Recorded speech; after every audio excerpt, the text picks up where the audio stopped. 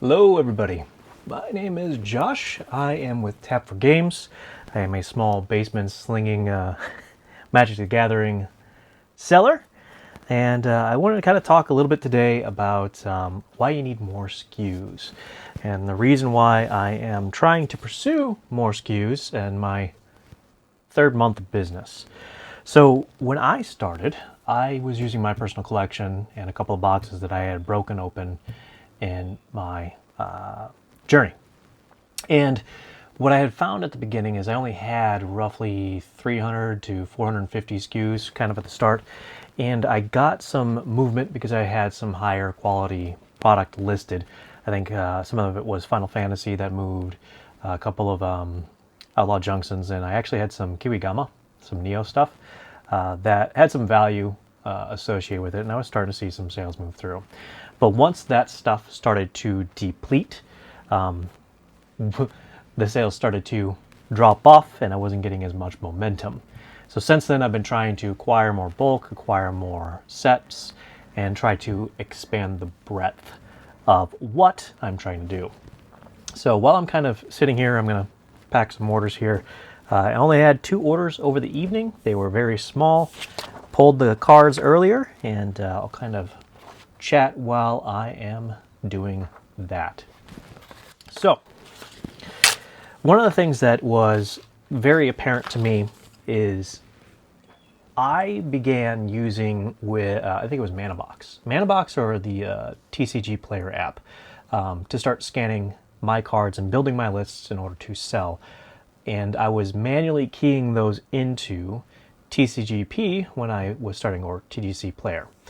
And it was good and it worked out well, but I didn't realize in the years of my absence how many sets have been created.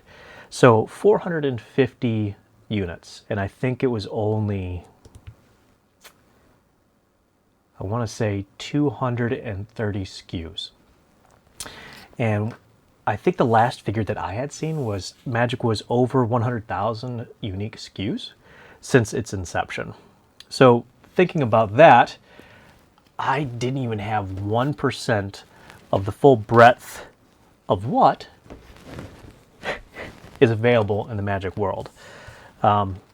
This individual had purchased a Jolly Balloon Man from Duskmourn and some Bane of Balagad from Battle for Zanarkand again. Zendikar, and it's a very, very tiny order, I won't lie to you. But it's some older sets and some newer sets. I think Duskmourn may have just gone out of competitive. I'm not sure. I'm always bad at the rotation stuff because I'm still trying to learn all that rotation stuff. I think it's 2 years. But the other individual I have, as I've increased my SKUs, this person purchased about 14 cards. A lot of it is towards my floor, 17 cents. And then there are a couple of larger hits. Some foil cards, some nice showcase cards, Planeswalker, some good stuff here. But that wouldn't have been possible if I hadn't been increasing the amount of SKUs that I have.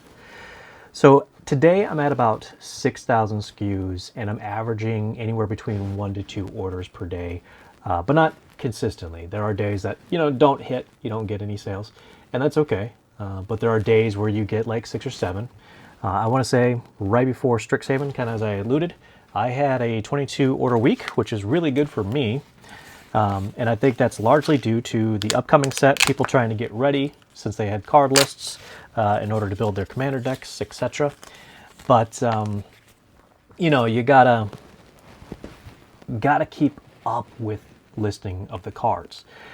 So as your good inventory, which kind of moves its own self, because people want highly desirable cards that move, the overall breadth of your inventory may diminish in terms of its quality. So you need to keep finding better cards and buying more bulk, buying more collections, anything that you can to kind of ramp it up. And I've been talking to some folks, and it seems like the magic number when things start to turn on is about 10,000 unique SKUs. So I'm about 4,000 away from that, but I've already begun to see that transition or that turn up of inventory orders.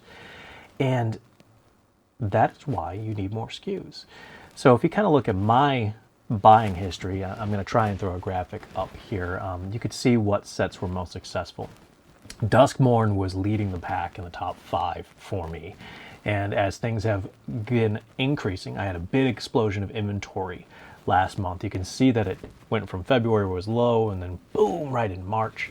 And then it started to, at the beginning of the month of April, it was pretty low, and it's starting to head back up in terms of total sales, which is making me happy, but it's not as fast as I want. And I think that's largely due to quality of cards.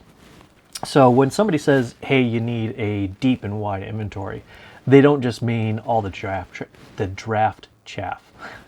The cards that don't really see a lot of play because they don't do a whole lot when you're actually playing the game, but they are cards nonetheless. What they're talking about is having a good length of inventory that is deep and wide, but does have hits. Because you're hoping what ends up happening is, there's card optimizers, for example, Manapool, which is where I predominantly sell, they have a very strong optimizer. What ends up happening is if you have that card that is more expensive, and then the majority of all the other cards they're looking for, it'll choose you in the optimizer due to the lower cost to the buyer, which is great in my opinion. But if you don't have enough inventory, you may have the same card listed as someone else. Heck, you may have it pretty close to the lowest listed, but if you don't have the other products, your cart is probably going to be the one that gets skipped over. And that's because they're trying to bundle and save on some of those different order buying, because I believe the way that they optimize carts is either by price or by number of packages, for example. Or you could tell, just give me it as much as you can from one seller. But that's kind of what I wanted to talk about today.